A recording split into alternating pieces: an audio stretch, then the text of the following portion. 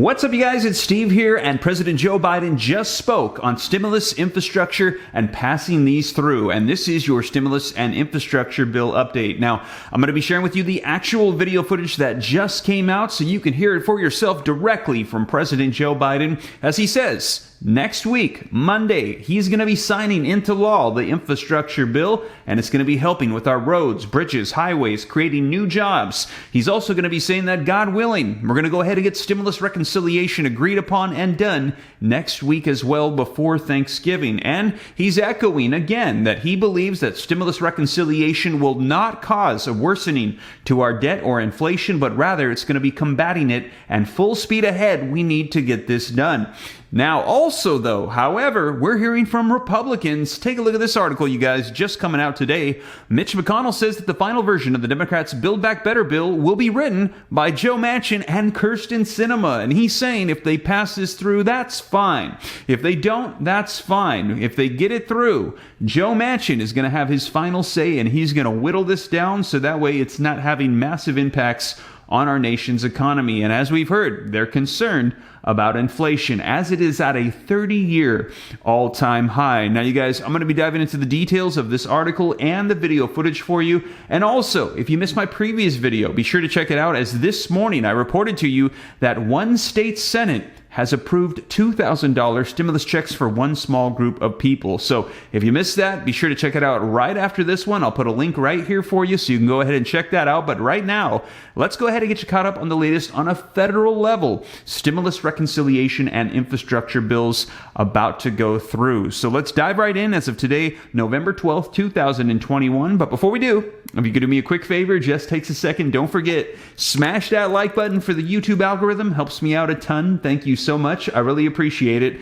Also, leave your comments, share this out. If this is your first time here and you want to stay up to date, hit the subscribe button, turn on the notification bell. And if you want to join the second channel, thank you so much for all the support we've already gotten on it. Over 350 new subscribers already. Steve Ram Finance, if you're interested in growing wealth and learning about personal finance, consider joining that channel. I will pin a comment down below with a link so you can go right to it and subscribe if you're interested. Planning on launching some content on that here towards the end of the year, launching that channel. Really excited about it, you guys. Thank you so much. And also, if you got any specific questions for me, shoot them to me in the DM on Instagram at SteveRam3. But with that being said, you guys, let's go ahead and dive right in and get you caught up on the latest. And let's start off with this article coming out about Senate Minority Leader Mitch McConnell. And then we'll take a look at that video footage from President Joe Biden. All right, you guys, so first up, link in the description below to this article. I always cite my sources for you so you can see them for yourself. And it says, Mitch McConnell says that the final version of the Democrats' Build Back Better bill will be written by Joe Manchin and Kyrsten Sinema. And take a look, that is the first bullet point here. The second one says he also defended the infrastructure bill, saying that Republicans had separated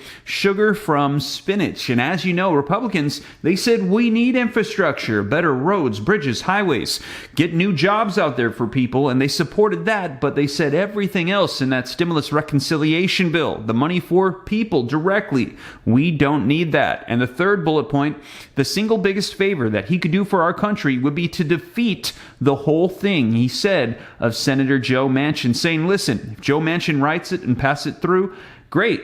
But if he doesn't pass it through, even better. Now, the article says that Senate Minority Leader Mitch McConnell said that the final version of the Democrats' $1.75 trillion Build Back Better social spending bill will be written by Joe Manchin and Kyrsten Sinema, the two moderate Democrats that have frustrated progressives with various objections to legislation that is central to President Joe Biden's agenda. And yes, we have heard Bernie Sanders, AOC, Pramila Jayapal, tons of progressives vocalizing frustration with these moderate Democrats as they wanted to see $6 trillion, $7 trillion, $10 trillion for monthly reoccurring checks, unemployment extensions, all these provisions they wanted to see that have been blocked by their fellow Democrats, Joe Manchin and Kyrsten Sinema, who said this is too much spending, it's out of control, hit the brakes, and they're even suggesting maybe kill the bill. Now, reading on, it says, the House will come over. Senate Majority Leader Chuck Schumer will offer a substitute, and the substitute will be written by Joe Manchin and Kyrsten Sinema, he said. If there is no substitute, it would mean that neither of them got on board. Now, infrastructure is something that we needed, unlike all the rest of what they're trying to do, said McConnell. The infrastructure bill was simply written by a bipartisan group of Republicans and Democrats in the Senate, a completely separate measure, a separate bill about infrastructure. Now listen to this. McConnell made the case that Republicans had achieved their policy goals by unlinking the infrastructure bill and the social spending bill, separating the, quote, sugar from the spinach in order to make it harder for Democrats to pass the Build Back Better bill once the infrastructure bill had been signed. And that is exactly what progressives were vocalizing, saying they were concerned that if they separated the two, that infrastructure would pass through and that the moderate Democrats might not keep their word on passing stimulus reconciliation. And here you're hearing Senate Minority Leader Mitch McConnell saying that was exactly the plan. And he said, I thought it was good for our country and good politically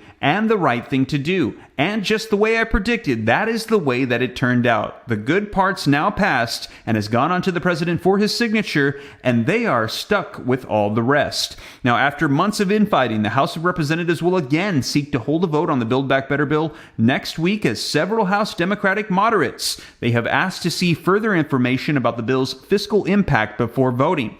But McConnell said that the fight in the House is irrelevant compared to what is about to happen in the Senate. And you guys, they are waiting on those CBO scores in the House, but Minority Leader Mitch McConnell is saying regardless, once they get it passed in the House, it's going to go on to the Senate where it will be greatly modified, if not killed, by Senator Joe Manchin. And he said, Manchin, to his credit, is talking about inflation, and he's questioning, I think, whether it needs to be done at all. The single biggest favor that he could do for our country would to be defeat the whole thing, aka they're saying kill the bill. Now, that would take a lot of courage, and we'll see whether or not he's willing to go that far. Man, there you have it, you guys. Let me know your thoughts in the comments down below. Senate Minority Leader Mitch McConnell saying he's grateful for Joe Manchin, who is going to be cutting this bill down in the Senate or blocking it altogether. So we will see, though, what's going to be unfolding. I'll keep you guys up to date as they're working away on that right now, all the provisions, everything to be included. But also, you guys, we heard today from President Joe Biden, who said, God willing, we're going to get this done, and we're going to get it done next week. So let's take a look at the video footage so you can see it for yourself, and let me know your thoughts in the comments down below. I want to thank you all for being here. I want to thank Vice President Harris, who was on the line. I asked her to go to Paris to meet with President Macron, and to work on some things related to Libya and a few other things. And thanks, Madam Vice President, in a little while after this is over, maybe we can talk and see how things are going okay for you. All right? I'd like that. Thank you, Mr. President. Okay. And we gathered my cabinet this afternoon at a moment of immense hope and possibility in our view for the United States. American people sent us here to deliver. The American people sent us here to make their government work, and they sent us here to make a difference in their lives. And I believe we're doing that. I believe that's just what we're doing. On Monday, I look forward to signing into law the Infrastructure Act, the Investment and Jobs Act, which we'll do outside, God willing, of the weather holding. And it's it was a lot of hard work to get it done. I know it's probably hard work for all the press here to watch me try to get it done.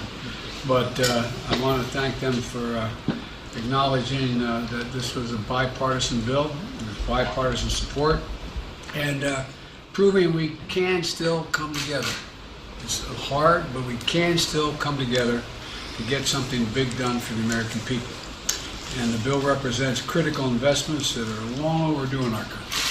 From rebuilding our roads and highways to getting rid of lead pipes, delivering clean water to thousands of families, actually millions of people around the nation, to making high-speed internet accessible to every American, rural and urban, to fortifying our bridges and power lines and levees that stand up to the increasing threats posed by extreme weather and superstorms. We've $99 billion worth of losses just this year as a consequence of those environmental events.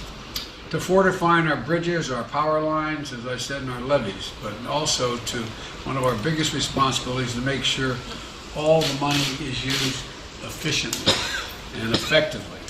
And I have a lot of experience in doing that. I when I was vice president, I was given the responsibility of overseeing as my now running the vets department, but as my former chief of staff of was saying here, Dennis can tell you, of implementing the Recovery Act, which is nearly $9 billion in stimulus package, $900 billion stimulus package. And in the process, I'm proud to say we were able to, the president gave me the authority, which I will be signing as well, to use whatever assets the federal government had, any personnel in the federal government, and we put together a good team, because when we finished implementing the Recovery Act, it was determined that it had less than 0.2% waste or fraud, period.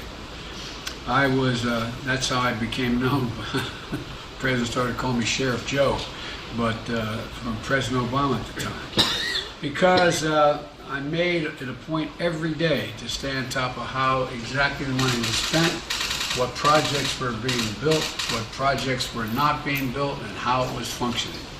And it was one of the most efficient implementations of a major program in modern American history. Well, it is my intention to see to it that the act we just passed, that we're going to sign on Monday, meets the same standard. We owe it to the American people to make sure the money in this infrastructure plan and the Build Back Better plan, which God willing we're going to be able to still finish, will be able to be used for purposes of intended. So that's what I want to talk to my cabinet about today, and the high obligation and responsibility that we all have to make sure this money is used wisely, used well, and used for the stated purposes for the American people. Because if we do it right, we know what it will mean. We know what it will mean. It will create millions of new jobs, it will grow the economy, and will win the world economic competition that we're engaged in the second quarter of the 21st century with China and many other countries around the world. And we'll see ease, and I say yes, ease, lower inflationary pressures on our economy.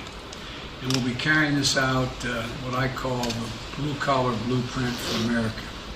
One that builds the economy from the bottom up and the middle out, and one not from the top down. And so I want to thank you all for being here. That's what we're going to discuss today, and next week I'll have further announcements of exactly who's going to be put in charge of how we do this. So thank you all so very much.